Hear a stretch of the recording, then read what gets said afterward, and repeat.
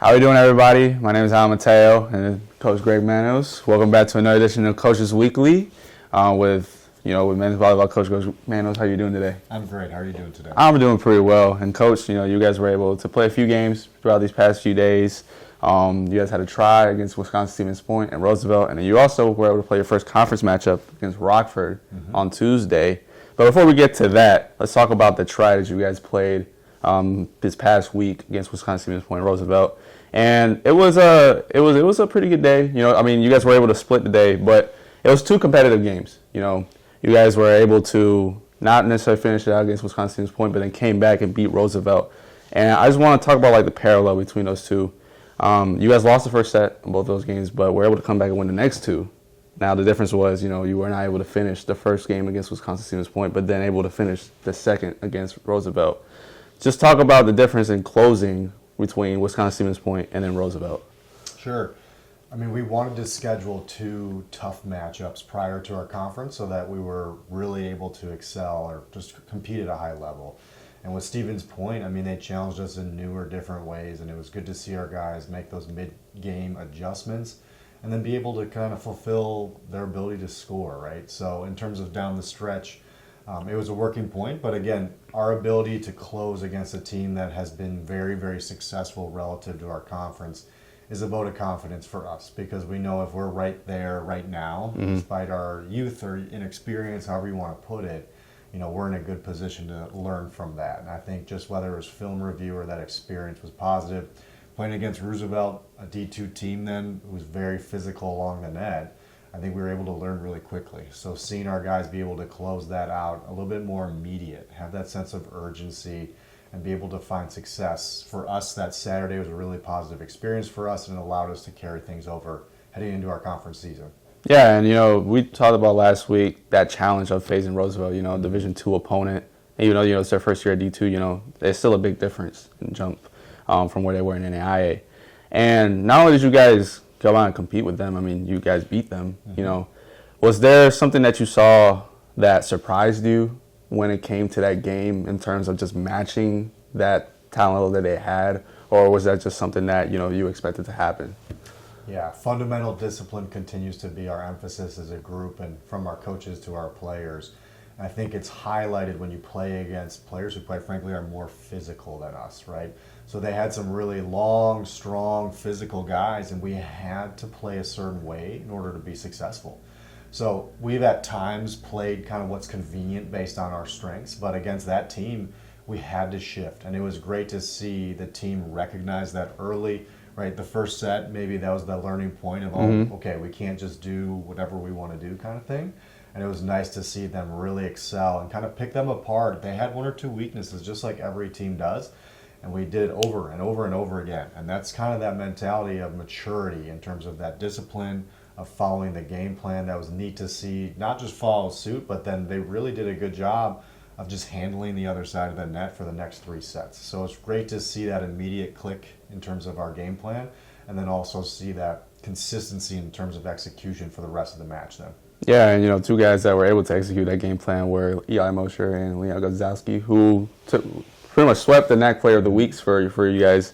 And big congrats to you and to them as well. But to speak about the success they were able to have this past week and able to execute those game plans you were trying to do. Eli Mosher got his 2,000 career assists, which continues his name into the record book, being the top guy in terms of that category. And also your own sophomore Gazowski, being able to be a big defensive end. I believe he had 18 blocks that past weekend. So just speaking about those sides of success and how they were able to contribute in that and be able to earn those NAC Player of the Weeks. Yeah, Eli's been a staple for the program, and I appreciate him so much. We've been making sure that he's been honest, that he's been consistent, and it was really neat to see him just kind of control the floor for that entire Saturday. So a big kudos to him.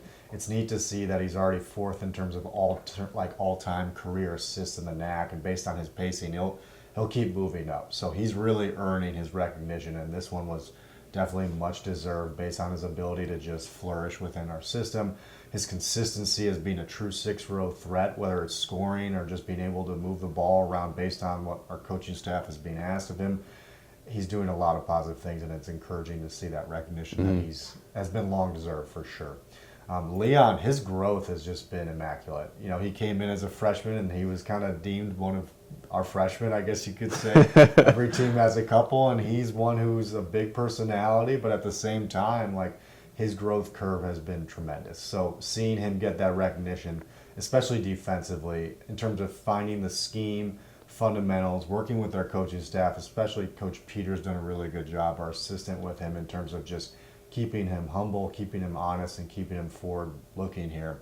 To see him tally some of those numbers is really impressive. So in some matchups, Leon's been another team's worst nightmare, and it's encouraging to see again that growth from freshman to sophomore year, where he was still kind of learning the ropes at this point in the season, just being a freshman last year, versus now he's got it down. So it's really fun to see him full circle make that jump. And again, he's just a sophomore, so we know that whether it's him or other guys seeing that great level of improvement, that's honestly the biggest vote of confidence for our coaching staff, because we know whether it's Leon, the rest of our sophomore class, quite frankly, is doing extremely well. And then also knowing like the direction of the program, we've been able to get big time input from some of our younger guys, and the fact that we're able to compete at this level based on our maturity, seniority, however you want to put it.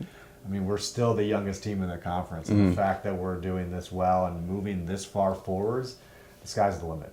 Yeah, speaking of which, you guys were able to take that young team into conference play. You guys were able to start off 1-0 against Rockford. And as you guys creep closer to 500, right? Talk about that game in terms of just the adjustments you had to make, because, you guys won the first set pretty comfortably, but then Rockford came on a little run that second set, and then they even led for about the half of that third set. You guys would have to just, come back and storm back into that game. Just talk about, it wasn't a cruise control win. Just what did you see that stood out to you in that game, and how your team was able to just come together and stay composed? Yeah, you talk about finishing and what that experience was on Saturday, and I think that really translated to our ability to close there on Tuesday, where both the second and third set were tight at points, and we were even down at one point.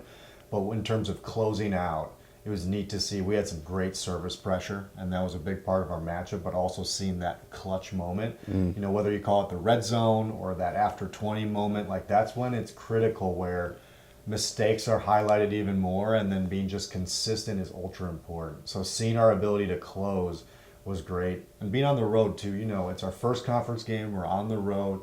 There's always those first kind of game jitters, but it was nice to see them really push through. If that game had been drawn out, it would have been a different dynamic, versus for our guys to just be able to take care of business when it's tight, when it's close.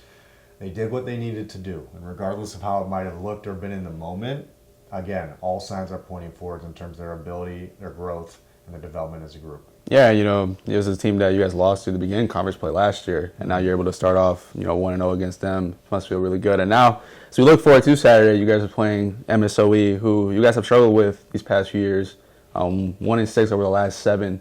Just talk about, as you're in your time being here as head coach, just the kind of matchup that you have seen from MSOE that just makes them just such a tough opponent for you guys. MSOE has been consistently at the top of the conference. Just a lot of kudos and respect to them, their coaching staff, and their program. They do a couple things really well. Like from the service line, they're very aggressive and they're very consistent in terms of their receive game, right? That's really their strength, is their serve pass, which at the root of all volleyball, that's step one. So that first contact is a big point of emphasis for us this week. We're going to prepare for what they do specifically so that we can defend it in a high level. And then at the same time, we're working on things, one, that we can improve on internally, but two, where are we going to find a way to win, right? And we know that on paper, and we know how to attack it and draw it out, but I think that's the execution where it's nice, where we have a couple days, we can really hammer it home, and whether we're starting yesterday or for our next 2-3 practices before the match, right? Being able to execute or match their strength, but then also excel against their weakness. That's the fun of conference play and game planning. So I know it'll be a tough matchup for us, but again, that's what we want. We're in the thick of it now. We're in conference, and this will be a good barometer for us to see where we're at and how far we can go in terms of our success this season. And our conference this year, I mean, based on just the first couple of games that have happened, you'll see there's still a lot up in the air. So understanding that our guys need to recognize that, hey, it's up for grabs this year. There's a lot of teams that I think are still in this early point of the season where it's not finalized. They're still putting pieces together. And if we can find a way to sprint in terms of our preparation, that'll allow us to really excel against this matchup. Yeah, you guys have shown at times, you guys can be a very dominant team. So, you guys bring that same energy Saturday. I mean, I have no doubt that it'll go really well for you guys. But with that being said, you can find coverage for the game on Saturday at CUCougars.com. That game will begin at 1 p.m. And once again, my name is Al Mateo. This is Coach Greg Manos. And as always, go Cougars.